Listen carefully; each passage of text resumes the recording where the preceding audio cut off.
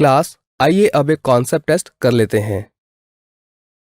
इस क्वेश्चन में आपको डिफरेंट सब्सटेंसेस दिए हैं और कहा गया है कि इन सब्सटेंसेस को प्योर सब्सटेंस एंड मिक्सचर्स में कैटेगराइज कीजिए। ये सब्सटेंसेस हैं ammonium chloride, pure ghee, pure Honey, water and pure milk. अब आप इस वीडियो को 1 मिनट के लिए पॉज कीजिए और इस क्वेश्चन को सॉल्व करने की कोशिश कीजिए। आई होप आपने इस क्वेश्चन को सॉल्व कर लिया होगा, तो चलिए इस क्वेश्चन का सॉल्यूशन देख लेते हैं। पहला सब्सटेंस है अमोनियम क्लोराइड। तो जो अमोनियम क्लोराइड होता है वो केवल अमोनियम क्लोराइड के पार्टिकल से ही मिलकर बना होता है, इसलिए इसको हम बोलेंगे प्योर सब्सटेंस। सेकेंड सब्सटेंस है प्योर घी।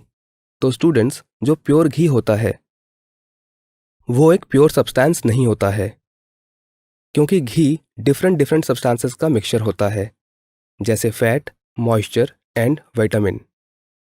इसीलिए घी को हम एक मिक्सचर कहेंगे। Third substance is pure Honey. तो स्टूडेंट्स, केमिस्ट्री के पॉइंट ऑफ व्यू से प्योर हनी भी एक प्योर सब्सटेंस नहीं है, क्योंकि ये भी डिफरेंट डिफरेंट सब्सटेंसेस का मिक्सचर है, जैसे कि कार्बोहाइड्रेट, शुगर एंड वाटर। इसीलिए प्योर हनी भी एक मिक्सचर है। Next is water.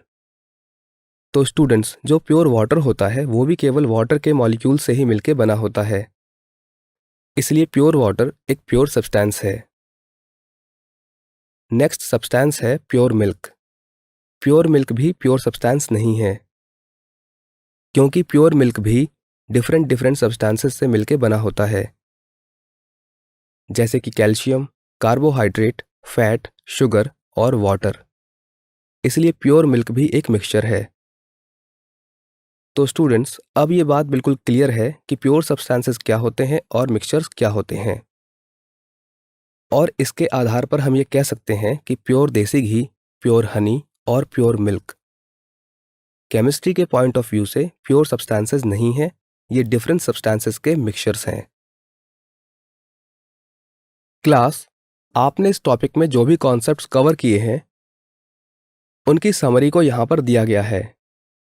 जैसे हमने इस टॉपिक में जाना कि केमिस्ट्री की हिस्ट्री क्या थी और केमिस्ट्री का डेवलपमेंट कैसे हुआ था।